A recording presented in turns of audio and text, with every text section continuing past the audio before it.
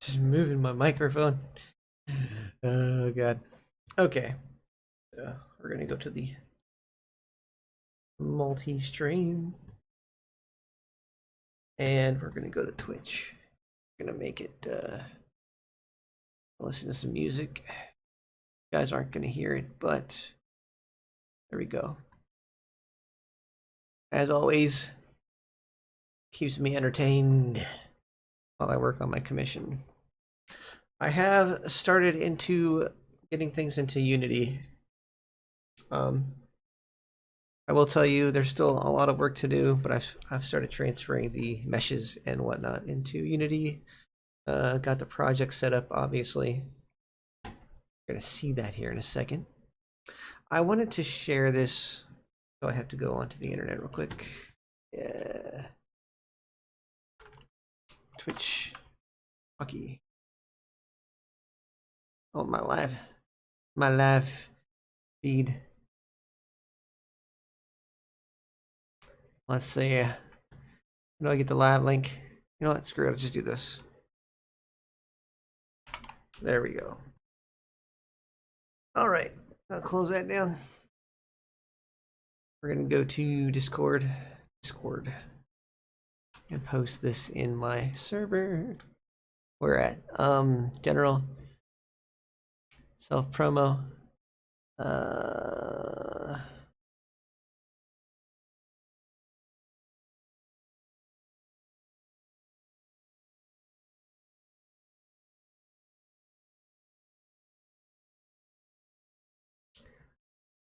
Let's see the main chat.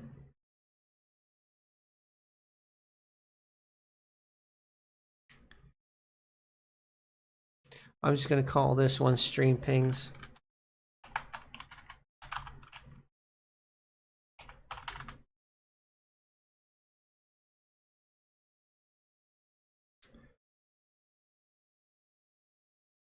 Create channel. I'm going to edit the channel.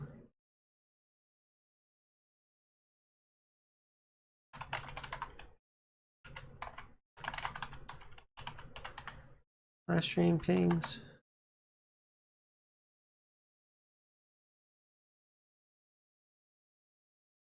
And there we go. Save change. Permissions should be synced. Oh yeah, save changes. Okay. Permissions. Synced with category. Okay, perfect. Good. All right. There we go. We are good. My server, and I'm going to be the first one to ping in here.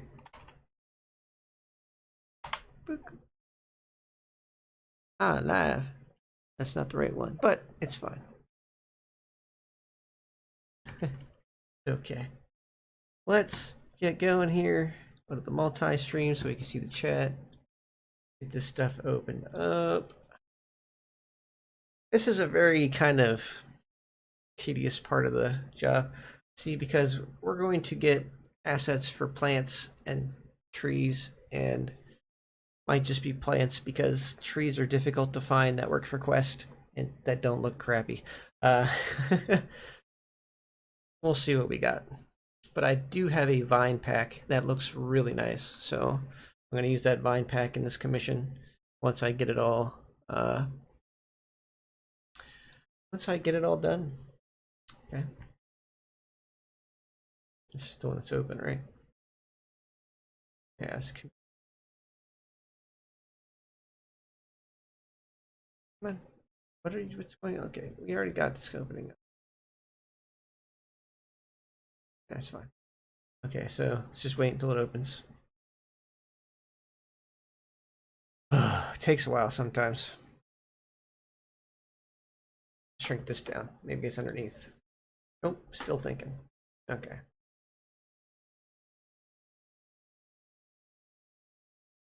Even though it's like nowhere near complete or even done.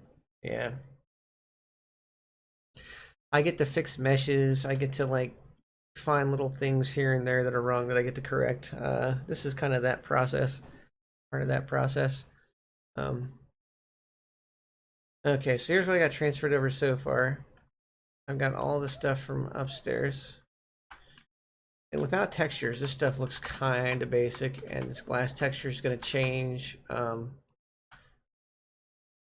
Basically, I'm too big right now, too.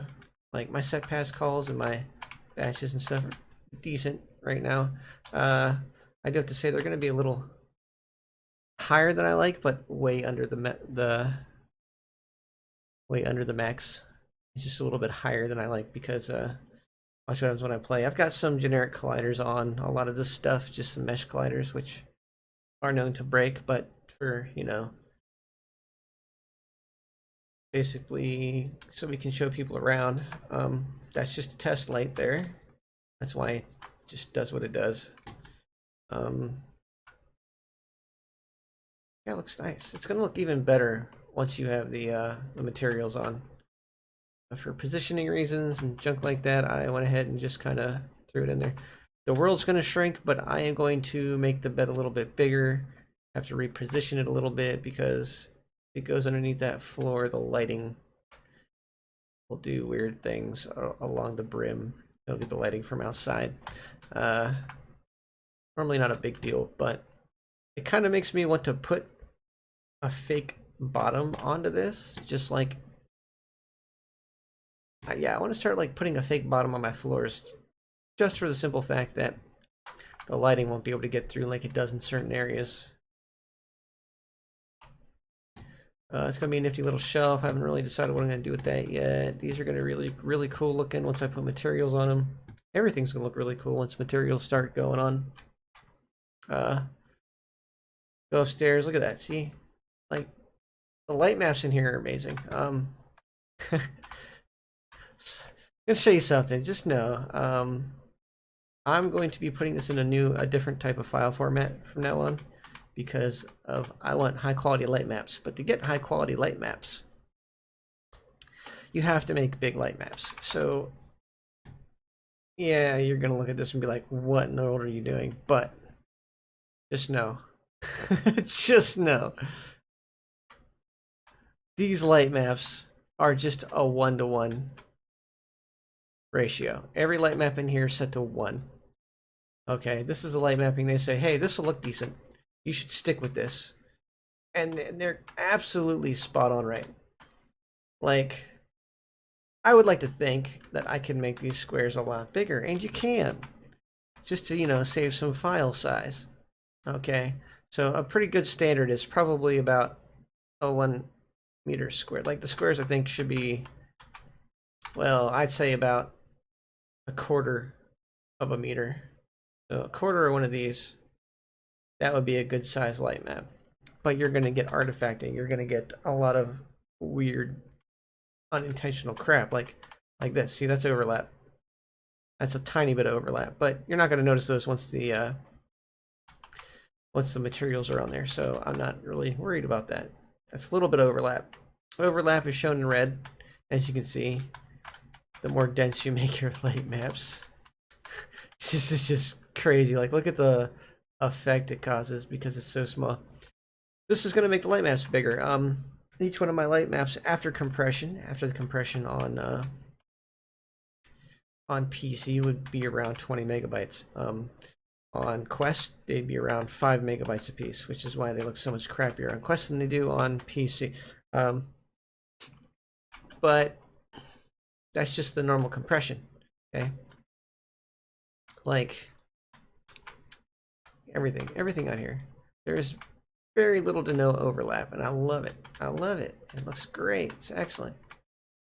Got these really cool windows in place. Got the couch in there. Got both the TVs. And, okay, so we can go back to shade of view. And that's cool. You know, it's really cool.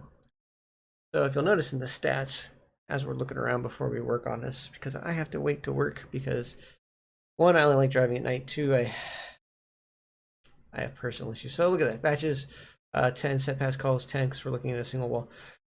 30, 40, a little bit high, 53. Definitely close to the max, but that's because we're looking outside the door. The max per room that I really want is maybe like 60, and that's kind of pushing it. There's going to be a lot more outside too. Mind you, Quest starts having trouble at around 200-ish. But you have to account for every avatar that somebody brings in here is going to add 60 to that number. That's why you want it as low as humanly possible. These are all... This is why it's important to batch your stuff, to keep it blue. Okay, keep it prefab, as it's called. Okay, even when building avatars. I know you guys want to use Cat's Tool, and Cat's Tool hates prefabs because it can't reorder them like it wants to reorder them. So you unpack your prefabs for Cat's Tool, but this is world building. If you unpack your prefabs, let's just do this math. Okay, save by batching. You see that number? That's right by batches. Save by batching. Okay. You see the number of set pass calls, usually 90% of the time equals the batches, not the save by batching. Okay, usually. Different things happen with different things, like static and non-static objects are usually done differently. And also don't mind the FPS. That is a increase that you have to like divide by like 8, I think. Get a more accurate depiction, or 80. You got to divide by 80. 60 to 80. Anyway, let's not worry about that number. So relatively low tries and verts right now, because I'm up here, because it will see all the tries and verts from each individual rendered out object.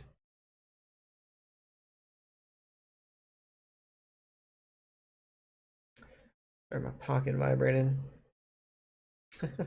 I always check that crap for some reason. Alright, so like I was saying, set pass calls. Like, I will show you right here. This is the prefabbed object, this is the prefabbed object. Everything else in here is just that being called again. So if I unpacked all these prefabs, it wouldn't just call this one and add that number to the set pass calls. It wouldn't get 1, 2, because right now there's no material, so it'd be 6. Instead of getting 6 all the way around here, no matter where you look, you're still just pulling the same 6 set pass calls. You're still only making 6 calls. 1 for the mesh, 2 for the material. Okay? There's no material on these, as you can see. It's just the base mesh, so it's not calling them as much. It might be. It might be calling them. The base material might actually be considered material. Yeah, I think it is. Now that I think about it. Anyway, we'll see. We'll see. So, as it stands right now, if I put a material on the prefabbed object, which you can see over there in the corner, like what? Look, see, this is them right there. That's the fence, that's the pole. I dragged it into the scene. Oops. I dragged it into the scene, and we put it in the fence section of the... Oh, it gets rid of the categories, that's right. Because when it's in play mode, you just see what's going to be rendered out, not these things that are editor only, so... That was under fencing, right? Which is outside, which is out here. Roof. Go. Fish tank. Oh, roof fencing. Okay, so each one of these actually has is a prefab. These are all blue. All these all the way down are blue. All these all the way down are blue. So they're all prefabbed objects. They're only calling the original object. That's it. None of this other stuff is being factored in except for in the pixel count. It's not being affected. It's not affecting performance, okay? That's why people do prefabs. That's why you're supposed to do prefabs. Because as you can see right now, if I look over here, every object in here was creating a set pass call There are well over 100 objects in this. There's over 100 meshes up here. I can tell you that right now. There's probably around 100 meshes, if not more. And I'm only pulling 34. So it's 34 divided by 6. I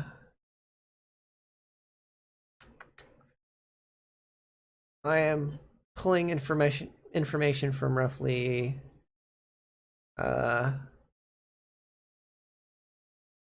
almost 35. So almost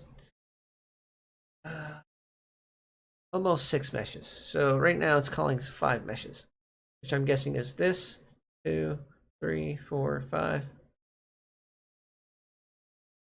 2, 3, 4, 5, 6, 7. There's 7 meshes up here.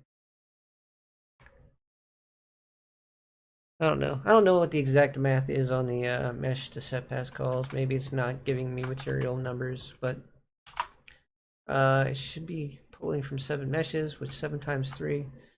3, 4, 5, 6, 7. And there's probably holes down here too. So you'll see little micro holes. You'll see extra set pass calls from the things underneath sometimes. It just depends on where you're staring and a whole bunch of other factors. Sometimes the occlusion messes up. We're not going to talk about it. It's fine. But it should be 21, but it sounds like 32. Like,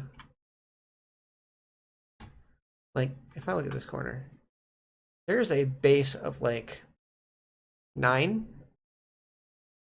I think. In a Unity project, there's like a base of 9. If I put 1 mesh here, it'd be 9, so technically minus 3, 6. There's going to pretty much be a base of 6 set pascals. So them saying that there's 15 right here, there's only actually 1, 2, 9. 9 plus 6 is 15. Yeah, okay. I'm literally pulling the 3. So the material count is being added into there. It's good to keep track of your numbers, guys, just for the sheer and simple fact that when somebody gets a commission from you, if they can only have like 2, maybe 3 people in there, and before people start screen tearing and crap, and it's not because of the you can tell somebody to switch avatars. That's not a big deal. You can't really tell people to like tone down their world. It's not a thing. You can turn the graphics down to potato mode for questies, but if questies are having trouble on your world, then yeah, let's not get into that. All right, let's close this. I could talk about that crap for hours. We got the fence upstairs, good. Now let's start working on the chairs up here. Because as soon as I'm done with the chairs up there, I have everything inside. And then I have the chairs upstairs. And I can start working on the rest of the meshes. There was something I wanted to do. It was over here. So we're going to do that real quick. Watch this. This is how I have this set up, because this is why I have this set up this way. So this bottom portion right here, which is the dome base, I go over here, go to this dome base. There's a problem over here. Really close. Look, look, look. I pull up this and I go to faces. There's a missing face right here. There's a missing face. That shows up pretty badly. Especially if you're close over here. As you can see, that's a very noticeable hole. You don't want that. So what you end up having to do is fixing it. And this is how you do that. All right. I go into here. I got this. Go into edit mode. Those are just seams. Don't be scared of those. So pick the vertices. Go into hollow. Click these because this is not going to change the shape of the mesh. Let's see here. You know what? That's fine. Grab those ones and go fill. There we go. I don't think we're going to see that anyway. Plus, if we wanted to, we could just do this. Next is all faces. Oh, Doesn't let me. Okay, that's fine. We'll keep it. It's still got its things. It's still saying to be in the same area and the same proportions. Junk like that. You just have to... See? Now it's blue. And that's a scene. So we're good. We're good. Control save. Go back out here. We have it selected. Export FBX. Gonna be Unity Worlds. Worlds, because I put it in the wrong spot. I did. I really don't want to move it. So Pyros Commission. My assets. World meshes. Rooftop. Dome base. Switch it to my world prefix. Avatar world. Presets. Although there's no avatars in this world. It's just my world preset. And then hit export. Now you'll notice right away. Holy shit, what happened? What? Oh, okay. So whenever you fix a mesh, because that is fixed, it messes up the light map. In order to fix that, you'd have to bake again. I'm not going to bake again right now, but I'm going to show you that that does exist now. It's already set to static, as you can see. So if I go into here, my preferences, clear the cache, go back to the scene, you can see there's no more hole. There's no more hole. You can't see through that anymore.